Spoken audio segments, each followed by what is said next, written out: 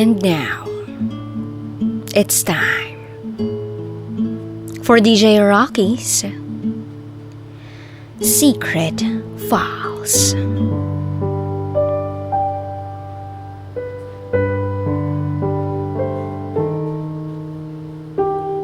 Hindi ko ginustong mamatay yung anak ko.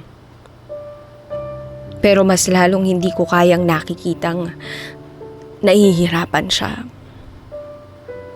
Bakit ako? Bakit kailangan sa akin pa mangyari lahat ng to? Avid listener mo ako, DJ Rocky. At mas nagkaroon pa ako ng oras para makinig sa mga kwento mo simula nung mag-lockdown.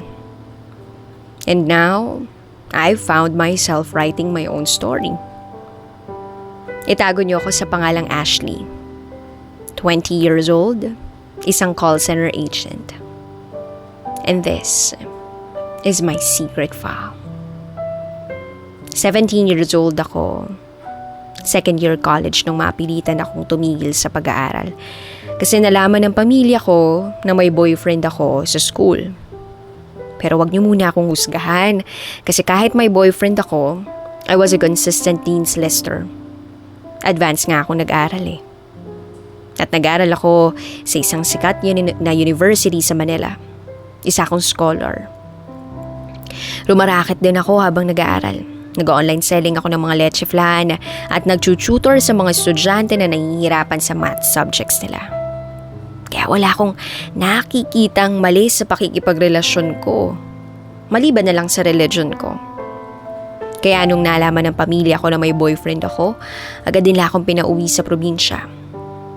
Isang araw nasa trabaho si Papa nang sumugod sa bahay yung mga tito ko sa side ng mama ko at pinagtulungan nila akong bugbugin. Galit na galit ako nun sa Papa ko kasi wala siyang ginawa nung nalaman niya yung nangyari. Takot kasi siya sa mga kamag-anak ni Mama. Matagal nang patay ang mama ko kaya Papa ko yung nagpalaki sa amin nag-iisa kong kapatid na babae. Na-ospital ako matapos nila akong bugbugin kasi inatake ako ng asthma. At dahil minor ako at bakas sa katawan ko yung mga pasang tinamo ko sa nagawa ng mga tito ko, the doctor asked me privately kung bakit may mga pasa ako. I told him the truth. At pinasulat niya sa akin yung exact address namin para sa mga susunod na araw, merong DSWD staff na pupunta sa bahay namin. Gusto niya rin sanang makuha yung phone number ko pero kinuha rin ng mga tito ko yung cellphone ko para tuluyan na akong mawalan ng connection sa boyfriend ko. Naghintay ako ng ilang araw pero walang dumating na taga DSWD. Pagka-uwi namin ng bahay, galing sa ospital, nakiusap ako sa Papa ko noon na tatapusin ko na lang yung semester na to. Second sem na kasi noon. At 2 buwan na lang, matatapos na yung second year college. Ayaw sana akong payagan ng Papa ko pero nagmatigas ako at pumasok pa rin ako kinabukasan. Nalaman ng boyfriend ko, si Edwin. At ng mga prof ko yung nangyari sa akin. Awang-awa sila. Pero nakiusap na lang ako na wag na silang makialam kasi ayaw ko nang mas lumala pa. Fast forward, natapos ko yung second year college at nagbakasyon na. Nag-iyakan pa kami ng mga klase ko nung last day kasi alam nila na hindi na nila ako makakasama next school year. At nagkatotoo nga. Supposed to be third year college na ako. Umaasa ako na baka magbago isip ng Papa ko na pag-aralin uli ako kasi sayang yung scholarship ko Pero nanindigan siyang wag akong pag-aralin. Naging tambay ako ng ilang buwan. Hindi ko malang na-experience magdebo kasi wala rin namang pupunta dahil pinagbawalan akong makipagkita sa kahit sinong kaibigan o kaklase ko. Ganun pa man, nabawi ko yung phone na kinuha sa akin ng mga tito ko. Pinareport ko as stolen yung phone, kaya hindi nila napakinabangan. Andun lahat ng mga importanteng files ko. Unti-unti, nagkaalabuan na rin kami ni Edwin. Ilang beses akong nakiusap na makipaghiwalay pero palagi siyang nagmamakaawa kasi hindi raw niya kayang mabuhay nang wala ako. Then, dumating na 18 years old na ako. Nag-decide akong mag-apply ng trabaho as a call center agent. Luckily, natanggap ako sa unang application ko. Excited ako noon, first job ko eh. Wala rin naman akong ginagawa sa bahay at malapit lang din sa amin yung workplace kaya pinayagan ako ng papa ko. Hindi na rin kami masyado nag-uusap ni Edwin kasi busy siya sa ACADS niya. First day ko sa trabaho, naging awkward yung feeling. Paano kasi? Ako yung pinakabata. At yung mga katrabaho ko karamihan may mga anak na. Malalayo yung agwat ng edad nila sa akin. So, feeling ko nung una hindi ko sila makaka-vibes. Ganoon pa man, pinakasamahan nila ako. Baby girl pa nga yung tawag nila sa akin kasi ako nga raw yung bunso. Nung nag-i-introduce yourself na kami sa training, may isang lalaking pumukaw ng atensyon ko. Itago natin siya sa pangalang Lucas. Matangkad, medyo chubby, pero may itsura. Siya lang kasi yung bukod tanging kaedad ko at masasabi kong marami kaming similarities. Tinutokso kami ng mga katrabaho namin. Sabi nga nila kung ako raw si baby girl, si Lucas naman ang baby boy. Hanggang sa iyo, naging magkaibigan kami. Alam niyang may boyfriend ako. Pero alam niya rin na wala na akong feeling sa boyfriend ko. At dahil na rin sa panunokso ng mga katrabaho ko, tuluyan na kaming na-fall sa isa't isa. Sobrang saya ko pagkasama ko siya. Kahit lagi kami nag-aasaran, para bang ang gaan-gaan ng loob ko sa kanya. Pero kahit alam naming mahal na mahal namin yung isa't isa, di pa rin kami umaamin kasi nga may boyfriend pa ako that time. So ginawa ko yung sa tingin ko ay tama. Nakipagkita ako kay Edwin at sinabi ko lahat-lahat. Alam naman niya even before na magkaibigan kami ni Lucas kasi naikukwento ko sa kanya si Lucas. Pero sa pagkakataong yun, inamin ko na rin na gusto ko yung kaibigan ko. Tuluyan na ako nakipag-break at pumayag naman siya. Agad ko yung ipinaalam kay Lucas. Umiyak ako kasi kahit papaano ay nakukonsensya akong nasaktan ko si Edwin. Lucas comforted me hanggang sa maging okay ako. Then eventually naging kami. Pinakilala niya ako sa side niya pero ayun, tanggap niya na hindi ko siya maipapakilala sa side ko dahil nga sa religion ko. Naging masaya yung relasyon namin ni Lucas kahit natago. Nakakakilig. Nakakatuwa. 19 years old nga lang ako nung mabuntis niya ako. Halos gumuho yung mundo ko noon. Natakot ako hindi para sa sarili ko kundi para sa mag-ama ko. Hindi ko na kasi kayang isipin kung ano pa yung pwedeng magawa ng pamilya ko sa aming tatlo pag nalaman nila. Pero yung takot na yun nawawala dahil kay Lucas. He makes sure na walang masamang mangyayari or he makes me feel safe. Pananagutan niya raw ako kahit anong mangyari. Then agad kami nagpa-check up at inalam niya yung kalagayan ng bata. 3 months na pala siya nung nasa tiyan ko. Nung nagpa-trans-V ako, grabe yung saya ko nang makita ko yung baby sa monitor. Parang isang tabletas lang. Pero pakiramdam ko sinakop niya yung buong puso ko.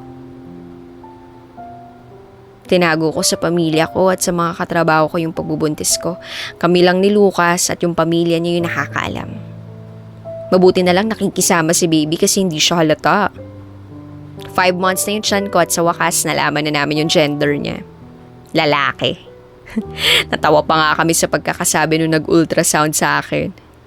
Ay, may lawet! Sure ball to. Kaya ayun. Pagkatapos sabihin niya yun, mas lalo pa akong kinabahan. Pero excited din. Ipinagtapat ko sa best friend ko yung kalagayan ko. At sabi niya, nahalata naman daw niya pero hinintay niya lang na ako yung magsabi sa kanya. Tinulungan niya ako kung paano ko sasabihin sa papa ko. Kinabukasan, nagkaroon na ako ng lakas ng loob na sabihin kay papa. Nag-iyakan kami noon. At pinaghanap niya ako ng bahay sa Manila kasi nakakahiya raw na may nabuntis sa pamilya namin nung wala pang asawa. Ang hindi nila alam, nagsasama na kami ni Lucas sa Maynila. Nag-LOA ako sa trabaho at si Lucas na lang ang nagtatrabaho. Lumipat siya ng work sa Maynila para nababantayan niya kami ni baby. May ipon naman ako para sa panganganak ko. Sapat na rin just in case na masasaryan ako. At dumating na nga yung araw na parang manganganak na ako. March 11. Kaya lang sabi ng midwife sa akin, hindi pa raw open yung cervix ko. Habang chinecheck niya yung tiyan ko, biglang gumuhit sa mukha niya yung pag-aalala. Neng, kailangan mong masasaryan. Hindi ko mahanap ang heartbeat ng baby mo. Isalain in lang ako nagpapacheck up kasi yun yung malapit sa bahay na inuupahan namin. Ay saan mo ba gustong manganak? Kung sa public kasi kailangan mo pang pumila. Pero mura yun compared sa private. Dagdag pa nito. Hindi ako nagdalawang isip. Sumagot ako agad ng sa private na po kahit magkano ang gastos. Agad akong sinugod sa ospital. Kasama ko si Lucas noon. Bakas din naman sa mukha niya ang pag-aalala pero mas nangingibabaw ang excitement sa aming dalawa. Finally, natapos na ang operation ko. Nung inilipat na ako sa kwarto ko, nadatnan ko si Lucas na naghihintay doon. Nakita ko sa mga mata niya yung pag-iyak niya. Kumusta si baby? Tanong ko sa kanya. Kamukha mo. Sagot niya nang may ngiti sa labi. Mahal, sabi ni Doc, may problema raw kay baby. Medyo malaki yung ulo niya. Hindi man lang daw siya umiyak. Halos madurog yung puso ko nang sabihin yun ni Lucas sa akin. Oo, lumabas ang anak ko nang hindi man lang umiyak. Idiniretso siya ng NICU. Dahil hindi siya humihinga pero tumitibok pa naman daw yung puso niya. Meron din siyang kondisyon na tinatawag na mild hydrocephalus. Na kung saan ang ulo niya ay medyo mas malaki sa normal size na ulo ng bata.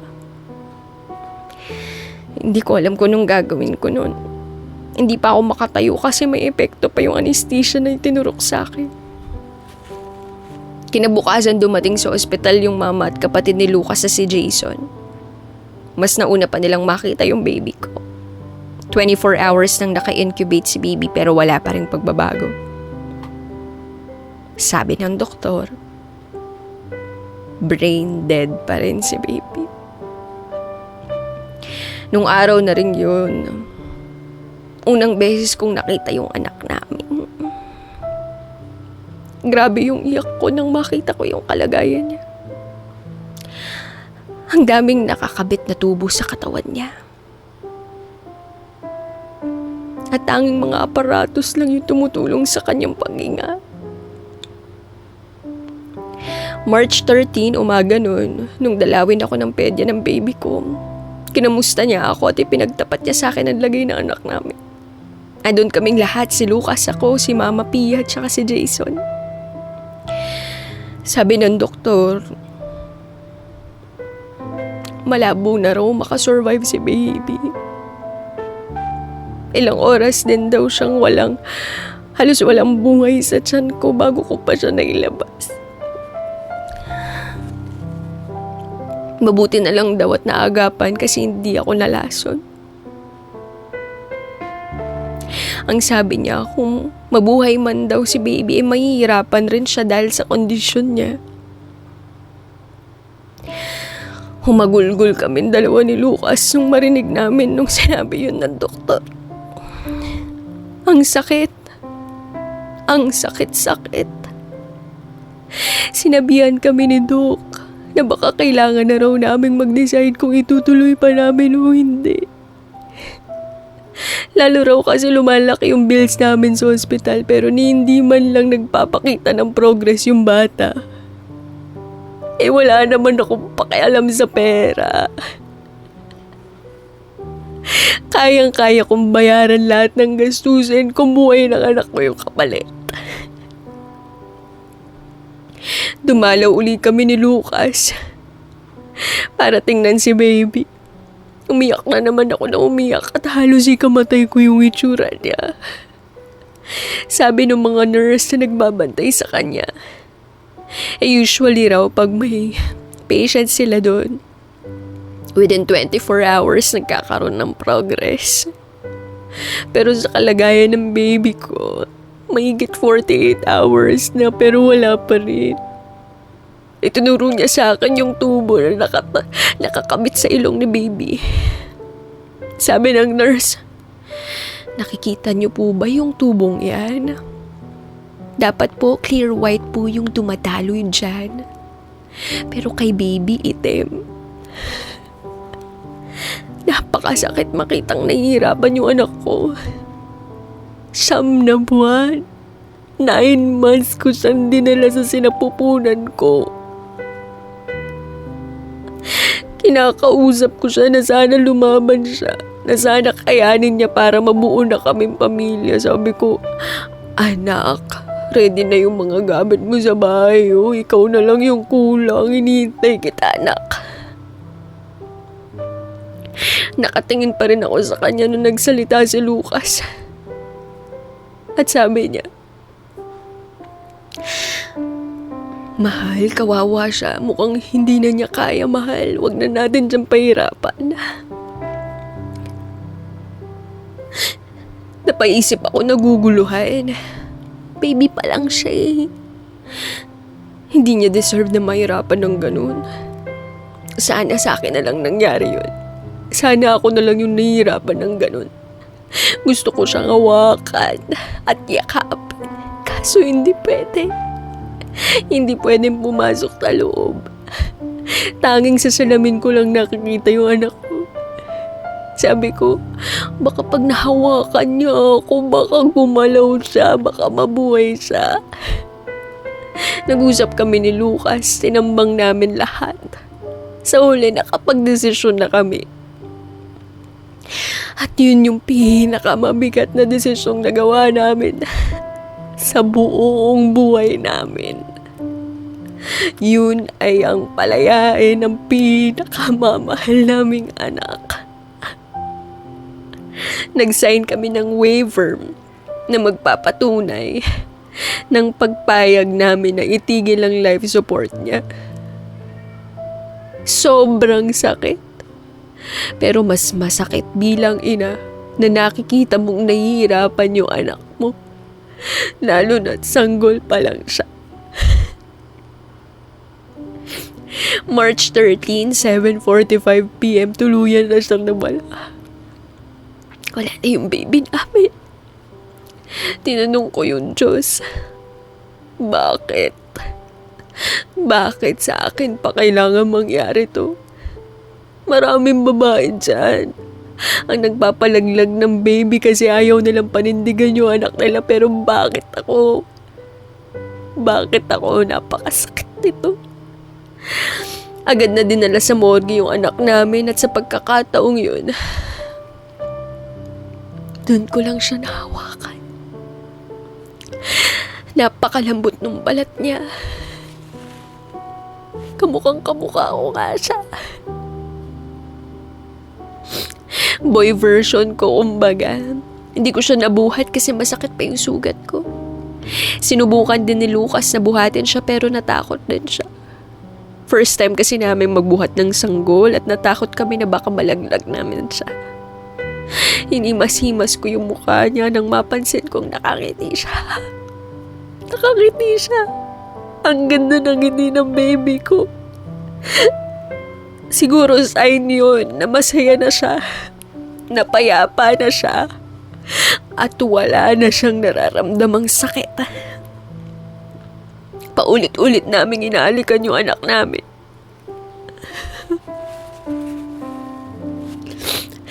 March 14, inilibing agad si baby at alam niya yung pinakamasakit.